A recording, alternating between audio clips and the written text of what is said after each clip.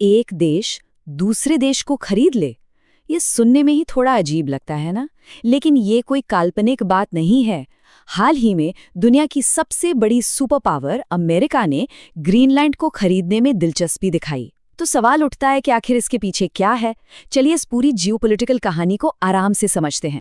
तो ये सवाल कि क्या 21वीं सेंचुरी में एक देश को खरीदा जा सकता है, ये सिर्फ एक अकादमिक बहस नहीं है, बिल्कुल नहीं। 2019 में यूएस प्रेसिडेंट डोनाल्ड ट्रंप ने सचमुच डेनमार्क के सामने ग्रीनलैंड खरीदने का प्रस्ताव रखा। सोच के देखिए, इस एक प्रपोजल ने पूरी दुनिया में एक तरह से हलचल मचा दी और हमें ये सोचने पर मजबूर कर दिया कि आखिर आज के टाइम में सॉवरेनिटी यानी संप्रभुता के मायने क्या है। तो चलिए इस कहानी की शुरुआत से शुरू करते हैं। देखते हैं कि ये पूरा मामला आखिर है क्या।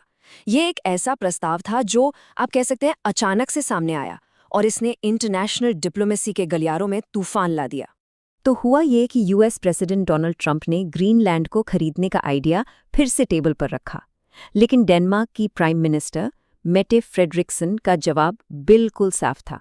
उन्होंने कहा, ग्रीनलैंड बिकाऊ नहीं है, बिल्कुल दो टूक। तो एक तरफ अमेरिका का एम्बिशन और दूसरी तरफ डेनमार्क का सीधा साधा जवाब। ये सिर्फ एक ना नहीं थी, ये दो सहयोगियों के बीच एक अजीब से टकराव की शुरुआत थी जिसने आगे चलकर कई बड़े सवाल खड़े किए। तो अब आते हैं इस कहानी के सबसे महत्वपूर्ण सवाल पर। आखिर अमेरिका की इस दिलचस्पी के पीछे की असली वजह क्या है? क्या ये सच में राष्ट्रीय सुरक्षा का मामला है जैसा कि दुनिया को बताया गया, या कहीं नजर इस बर्फ की चादर के नीचे छिपे खजाने पर तो नहीं? देखिए, यहाँ पर पूरे मामले का सार है। एक तरफ है वो कारण जो बताया गया, यानी नेशनल सिक्योरिटी, और दूसरी तरफ है वो कारण जिस पर सबसे ज्यादा शक है, यानी नेचुरल रिसोर्सेज। तो चलिए सबसे पहले उस ऑफिशियल रीजन को देखते हैं, नेशनल सिक्योरिटी वाले तर्क को, और जांचते हैं कि उसमें कितना दम है। ये कोट खुद उस वक्त के प्रेसिडेंट ट्रंप का है, दावोस से। उन्होंने साफ साफ कहा कि अमेरिका के लिए ग्रीनलैंड सुरक्षा के लिए जरूरी है और किसी चीज के लिए नहीं। ओके, तो ये ऑफिशियल लाइन है। लेकिन जब इस दावे को फैक्ट्स के साथ तौला जाता है ना, तो कहानी कुछ और ही नजर आती है। सुरक्षा का ये तर्क असल में कई जगह कमजोर पड़ता है। देखिए, पहली बात तो ये है कि खुफिया रिपोर्ट इस बात को सपोर्ट नहीं करती कि आर्कटिक में रूस या चीन से कोई बहुत बड़ा खतरा बढ़ रहा है। दूसरी और शायद सबसे महत्वपूर्ण बात, ग्रीनलैंड ऑलरेडी नेटो सुरक्षा के अंडर है, मतलब उस पर हमला सभी नेटो देशों पर हमला माना जाएगा। और तीसरी चीज, 1951 से ही अमेरिका और डेनमार्क के बीच एक पैक्ट है जिसके तहत अमेरिका वहां अपनी सैन्य मौजूदगी बढ़ा सकता है। तो फिर खरीदने की जरूरत ही क्या है? और ये जो नंबर है ना 200, ये इस बात को और भी साफ कर देता है। आज की तारीख में ग्रीनलैंड में सिर्फ 200 अमेरिकी सैनिक हैं, जबकि कोल्ड वॉर के टाइम में यही नंबर लगभग 10,000 था। सोचिए, 10,000 से सीधे 200। ये साफ दिखाता है कि सुरक्षा का खतरा उतना बड़ा नहीं है जितना बताया जा रहा है। तो अगर सुरक्षा असली वजह नहीं है, तो फिर क्या है? इसका जवाब शायद इस बर्फ के नीचे छिपा है। ग्रीनलैंड सिर्फ एक बर्फीला रेगिस्तान नहीं है, वहां तेल और नेचुरल गैस के बड़े बड़े भंडार हैं।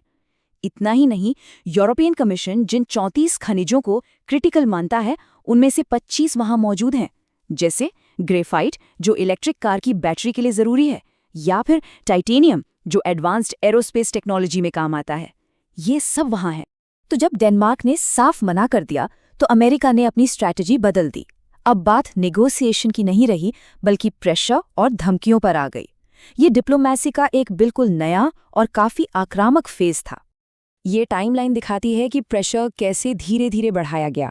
देखिए, पहले टर्म में तो सिर्फ इस आइडिया को टेबल पर रखा गया, फिर जनवरी 2025 तक फोर्स इस्तेमाल करने की धमकी दी गई, और जब इससे भी काम नहीं बना तो जनवरी 2026 में आर्थिक हथियार इस्तेमाल करने की धमकी दी गई। कहा गया कि 8 यूरोपियन देशों पर भारी टैरिफ लगाए जाएंगे, और ये वार्निंग बिल्कुल साफ शब्दों में दी गई।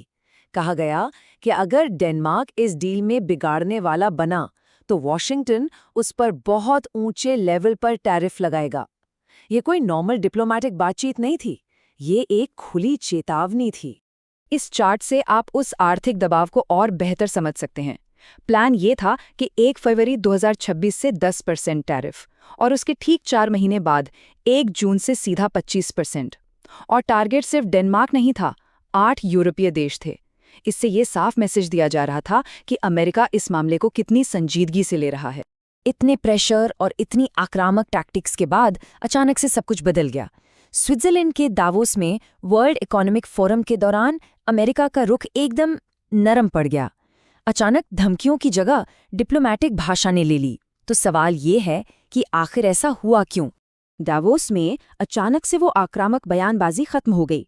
अब बात होने लगी भविष्य के सौदे के एक फ्रेमवर्क की, जिसकी टाइम लिमिट अनंत बताई गई। मतलब अभी करो वाली डिमांड से कभी भी कर लेंगे वाली बातचीत पर आ गए। ये एक बहुत बड़ा शिफ्ट था। और इसी दौरान इस नेगोशिएशन में एक नया एंगल जोड़ा गया, golden dome missile defence plan. ये कोई छोटा मोटा प्लान नहीं था। ये एक $175 बिलियन का, हाँ, $175 बिलियन का सिस्टम था, जिसका मकसद स्पेस में अमेरिकी हथियार तैनात करना था। इसे ग्रीनलैंड की बातचीत से जोड़कर शायद अमेरिका इस पूरी डील को एक बड़े सिक्योरिटी पार्टनरशिप का हिस्सा दिखाना चाह रहा था, ताकि डेनमार्क के लिए ना कहना और भी मुश्किल हो जाए। और फिर रिपोर्ट्स में एक संभावित मॉडल की भी बात आई। अनाम यूएस अधिकारियों ने इशारा किया कि डील यूके के साइप्रस मिलिट्री बेस जैसी हो सकती है। इसका मतलब क्या हुआ?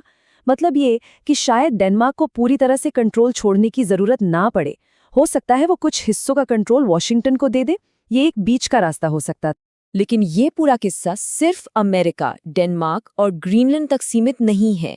इसके असर कहीं ज्यादा गहरे हैं और ये पूरे इंटरनेशनल सिस्टम के लिए एक तरह की वार्निंग बेल है। तो हम उस सवाल पर वापस आते हैं, अमेरिका अचानक नरम क्यों पड़ गया? इसके पीछे 2 बड़ी वजहें सामने आती हैं।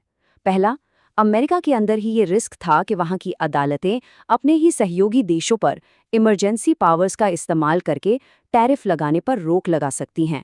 और दूसरा, यूरोप से एक बहुत बड़े जवाबी हमले का खतरा था। यूरोप ने इशारा दिया था कि वो अमेरिका की बड़ी बड़ी टेक कंपनियों को टारगेट कर सकते हैं।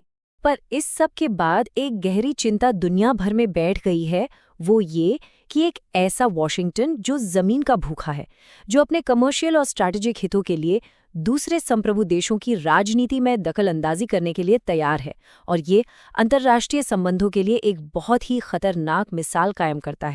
तो इस पूरी कहानी से हम क्या समझें? जो सोर्स मटेरियल है वो 3 बड़ी बातों की तरफ इशारा करता है। एक, कि जो नियम आधारित अंतर्राष्ट्रीय व्यवस्था है वो कमजोर पड़ रही है। 2, कि भारत और चीन जैसे देशों को इस तरह की नव साम्राज्यवादी कार्यवाहियों के खिलाफ मिलकर आवाज उठाने के तरीके खोजने होंगे। और 3, ये सब इसलिए जरूरी है क्योंकि कमर्शियल और स्ट्रेटेजिक हितों के लिए क्षेत्रीय संप्रभुता को नजरअंदाज किया जा रहा है। और आखिर में हम इस एक बड़े सवाल के साथ इस विश्लेषण को खत्म करते हैं। क्या आज की मॉडर्न जियोपॉलिटिक्स में क्षेत्रीय संप्रभुता अब भी एक पवित्र सिद्धांत है, या वक्त के साथ इसके मायने बदल रहे हैं? ग्रीनलैंड का ये पूरा मामला हमें यही दिखाता है कि 21वीं सेंचुरी की भू राजनीति में पुराने नियम बदल रहे हैं, और आने वाला वक्त इस बात पर निर्भर करेगा कि दुनिया की बड़ी ताकतें इन नए नियमों को कैसे लिखती हैं।